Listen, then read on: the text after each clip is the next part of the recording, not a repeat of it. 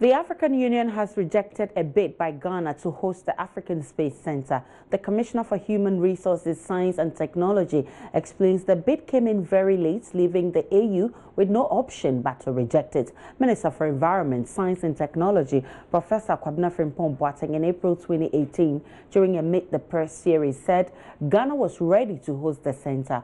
The AU in 2016 adopted the African Space Policy as the first concrete step to realize an African outer space program. Now, Commissioner for Science and Technology, Professor Sarah Agba, has been explaining why Ghana is out of the race. The deadline for the bid was October 30, 2017, and Ghana came in November. So automatically, without even looking at the document, you were not considered. The countries that actually did the bidding were Ethiopia, Egypt, Namibia, and Nigeria. Namibia stepped out. They themselves wrote back and said that they can no longer continue with the process, so they stepped out. So it was now between three countries: Nigeria, Ethiopia, and Egypt. So we set up a high-level panel, specialists, because the space agency has to do with 4 concrete important areas. Dr. Tidiane, 1, Earth observation, SATCOM, navigation and positioning, and astronomy. So we brought up the terms of reference, and we were not the ones who brought up these terms of reference because we needed experts in the field. What does it take to host a space agency? And then there was a $10 million financial criteria already given. And Egypt gave their money and their consent to host this since 2016. I came and met it because I only joined the African Union in 2017, July.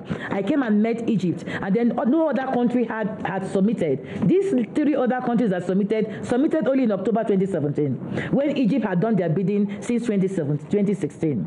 And you see, it takes a lot to host a space agency. Is not a one-day job. It is something the country itself should have been involved in. So all these areas were taken into consideration, and these experts went out and they did their investigations, and we make sure that the experts do not come from any of the countries that are bidding for the position.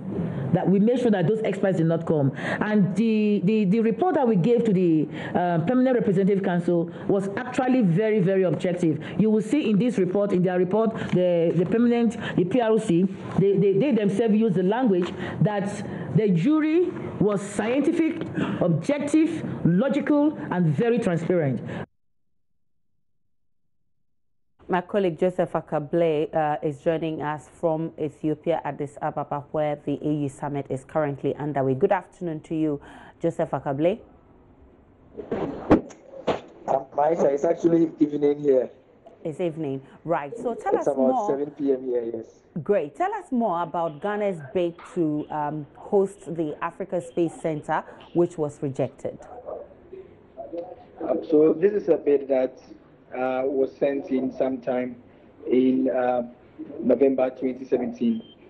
You recall that during that Meet the Press series that was addressed by then the Environment and Science and Technology Minister, he had indicated that Ghana found it very important to put in a request because the country has the capacity to host that space center. So the expectation was that once the request had been sent to the African Union, it will receive the favorable consideration.